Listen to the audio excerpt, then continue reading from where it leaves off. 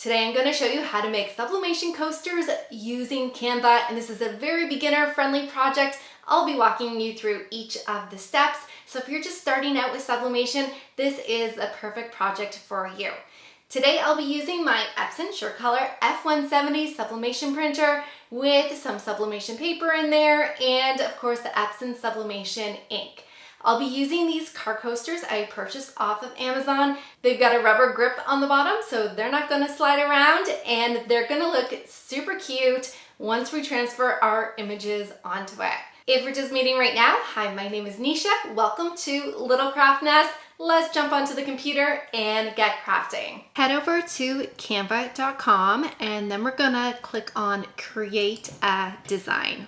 And then we'll scroll down to Custom Size. Before you type your width and height in, make sure you change the measurement unit from pixels to inches. And I'm using letter size paper, which is 8.5 by 11. So I'm gonna size it to those sizes. If you're using A4 paper, you'll need to size your design to 8.3 by 11.7 inches. And then click on Create New Design. Now we're going to create templates for our car coasters, and we're gonna make 6 car coasters on one sheet. So I'm gonna click on Elements and then scroll down until you get to Frames, and you're gonna select the circle frame. If you don't see it right here, just click on See All, and then a circle should pop up under Basic Shapes. So click on that. Now, this circle looks a little large for the size car coasters I'm using. I measured my car coasters and they're about 2.75 inches in diameter. But I want to make my template 3 inches because I want to make my image slightly bigger than the car coaster. That's going to help me line up the car coaster a whole lot easier and also ensure that I don't miss a spot and end up not covering a part of the coaster. So to make this 3 inches, I'm going to click on Position, and then at the bottom on the left hand side, you'll see where it says Advanced. And we have a little lock box here. Right now it's unlocked. I'm going to click it to lock it. So that means whatever I change the width to, the height will also correspond with that. So I'm going to change the width here to 3 inches, and that also changed the height to 3 inches. So we end up with a perfect circle rather than an oval. And this is going to be the size of each of our car coasters. Now, I said I wanted to make 6 of them, so let's duplicate that. So with our picture selected, click on that little duplicate button. It's the square with the plus sign in it. I'm going to click on that once and put it beside. Now I'm going to select both of those circles and click on duplicate, and we're going to bring those down. And then we're going to click on duplicate one more time, and that automatically put that right underneath.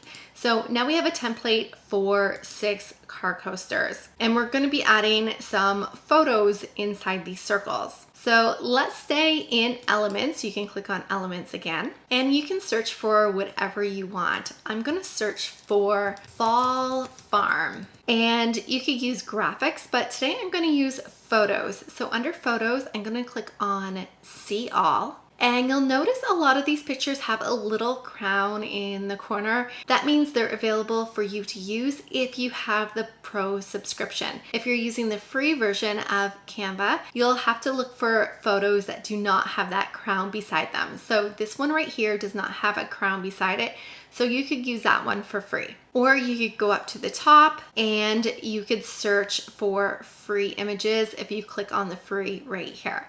I do have Canva Pro. I think the subscription is well worth it. I use this program almost every day. So because I have Canva Pro, I have access to so many different images here. So let's grab this one here. I'm just gonna drag it and drop it on the circle. And that looks so cute. We have a little wagon there. Now, if you don't like the position of it on the circle, you can double click on your circle and you can scooch your photo in either direction. Maybe you want to see more of the front of the wagon or more of the back.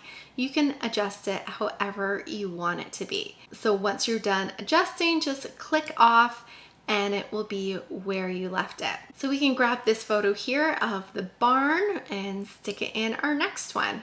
And look how cute that is. If you wanted it to be more close up, again, you can click on that and you could stretch out the photo so that it's a little more close up. Now, if you had your own pictures that you wanted to turn into car coasters, you could totally do that. All you have to do is find them on your computer and drag and drop them into Canva. Super simple, not much different than dragging or dropping any of these photos. I like this one here, the barn, so I'm gonna add this one. And maybe I'll make this one stretched out a little more. That looks really cute. And let me grab a few more. I'm really liking red barns for some reason today, and they seem to have a lot of pictures of them. Let's grab this picture of the back of a truck here. This is really cute. And let's grab a horse as well. Now, one thing to keep in mind is because we made this image larger than our substrate, that means the whole entire image is not going to go on the car coaster. There's going to be a bit of an overhang. So if you have any important pieces of your photo that you like, make sure they're not along the edge. So if you want to add text on top of any of these, make sure it's not going right to the edge because that won't appear on your coaster. So now I'm going to go up to share and click on download. Now I'm going to leave the file type as a PNG. I know some people like to change their file types to a PDF print, so you could do that as well. You can do some testing to see what works best for you. For my sublimation printer, I have no problem with the PNG, so we're just going to leave it at that. So I'm going to click on download.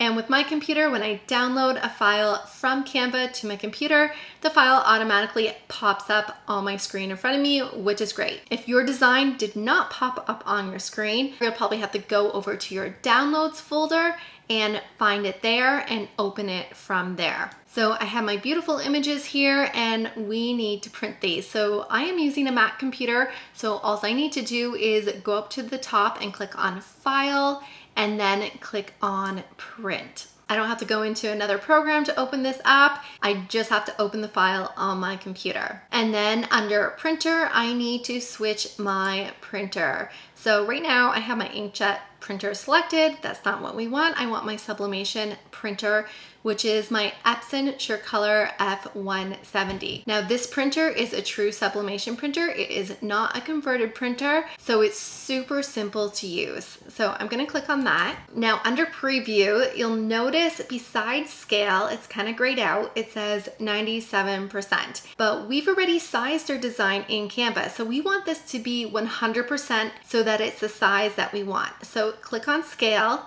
and you can change that to 100. And then I'm gonna scroll down and click on printer options and select color matching. And I'm gonna click on color sync and then choose textile and then click OK.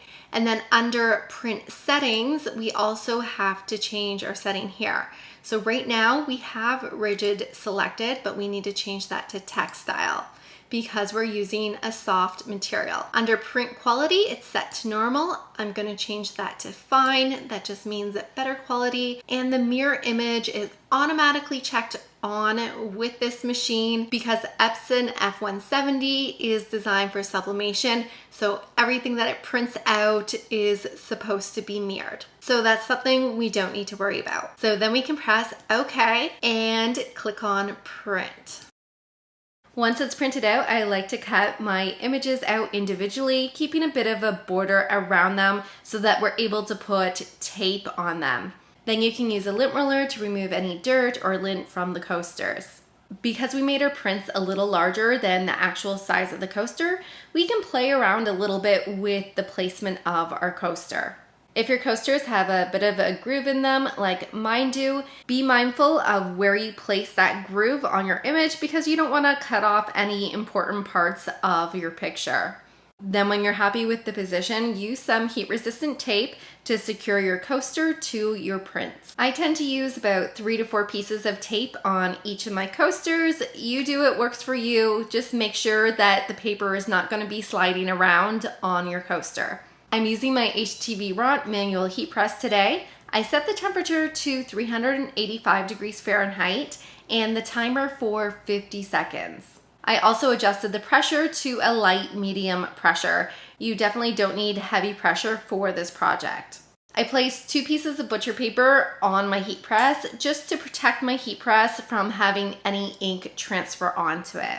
And then I placed my coasters on top. Make sure you flip them over so that your print is at the top and the coaster is underneath of your print. Now, if you're doing this for the first time, you may only want to put 1 coaster on your press just to make sure you have the right time, temperature, and pressure setting for your project before you begin to do this in multiple batches. So once you have your coasters on your press, you'll want to put 2 more pieces of butcher paper on top. I know some people do more, some people do less. I usually stick to 2 pieces on top, again, to make sure that the ink doesn't transfer onto your press. And then close up your heat press and start the countdown. Once the timer's up, you can take your coasters off your heat press. You may want to wear some heat resistant gloves for this, but I do find that these coasters cool down really fast. My favorite part of sublimation is always the reveal. When you're pulling off the paper and the tape, it's like opening up a present. And these car coasters did not disappoint. They look so good and I can't wait to use them. I hope you enjoyed today's crafting project, and if you're looking for more sublimation tutorials, go check out this playlist right here, and I hope to see you on more crafting adventures.